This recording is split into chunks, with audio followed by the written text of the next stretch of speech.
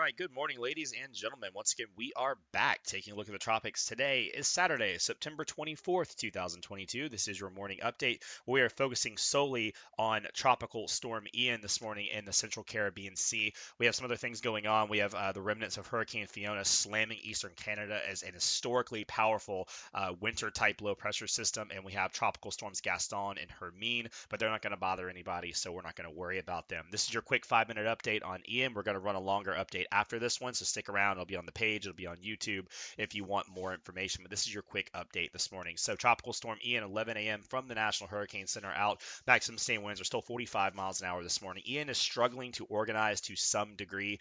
The system still has some issues going on. It has a displaced low to mid-level center, so your low-level center is somewhere over here. The mid-level center is somewhere over here. You've got a tilt to the south with height where the thunderstorm activity is firing. But Ian is remarkably improving, at least in the short term. You have much better thunderstorm activity, and now you have these cirrus outflow clouds racing out from all sides of the storm, indicating that wind shear, that strong northerly wind shear that kept Ian down the last few days, has abated or is quickly abating. The environment in the short term ahead of Ian as it moves up near Jamaica and the Cayman Islands is exceptionally favorable. We're talking about very light wind shear. The water temperatures and the water depth of those temperatures is pretty much off the chain. Incredibly deep, warm water that hasn't been touched this year. So Tropical Storm Ian is expected to sort of struggle for the next about 8-12 hours, but as those vortexes align, as the center and circulation gets better organized, we expect Ian to flip that switch, and rapid intensification is almost explicitly forecast by a lot of our computer models and by the National Hurricane Center. They have this becoming a hurricane by tomorrow night, and then potentially a major hurricane by Monday night as it approaches the tip of Cuba. So we'll have some sort of west and then more turning northwest track as it rounds the edge of a ridge of high pressure, and a trough up to the north begins to coax Ian to turn north. However, there are a lot of scenarios left in play as we look beyond the next couple of days. So again, the short term, Ian organizes, likely rapidly intensifies, and by Monday night should be crossing Cuba and moving into the eastern Gulf of Mexico on Tuesday afternoon or Tuesday morning.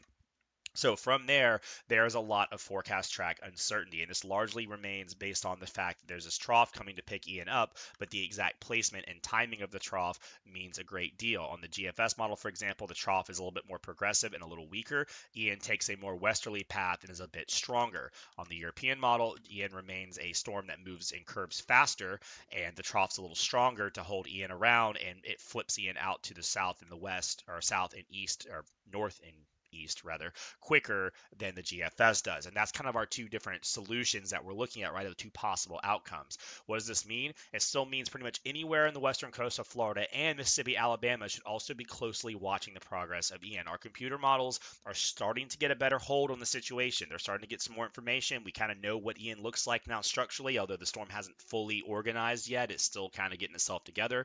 We're going to have special weather balloons. We're going to have more NOAA Hurricane Hunter missions. We're also going to have NOAA upper air missions that are going to go through and sample the air around the storm. So the models are going to start getting more information, and these trend shifts you see, which is right now the trends are shifting westward. They're shifting up the coast of Florida. They were more down here yesterday, and you can see now the Hurricane Center's official track lies at the eastern edge of the forecast guidance. The GFS is much more to the west. The European is still a little bit further south of this, but the European is slowly shifting northward. That's when we start watching these model trends to start getting better information. So confidence is still high that somewhere in Florida is going to take some sort of strong, potentially strong storm, but we do not have the finite details yet because this interaction with the trough is difficult to really nail down. But we do know, like you said, the Hurricane Center expects a major hurricane to be in the Gulf of Mexico sometime Tuesday afternoon and potentially could be landfalling as a strong hurricane. Now, again, the solutions are still, matter a lot. If the storm takes a little bit harder hook or a quicker hook,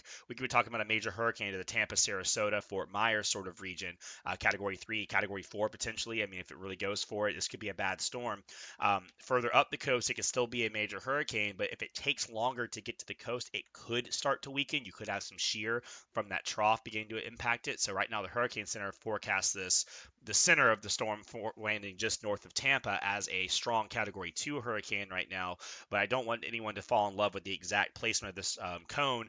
Understand that the cone of uncertainty encompasses everything from Pensacola to the Florida Keys. There's still a vast majority of uncertainty where this might go, and I'm not even sure this forecast cone is done shifting. We could see additional adjustments off to the west, given the trends today of the storm being a little bit further south.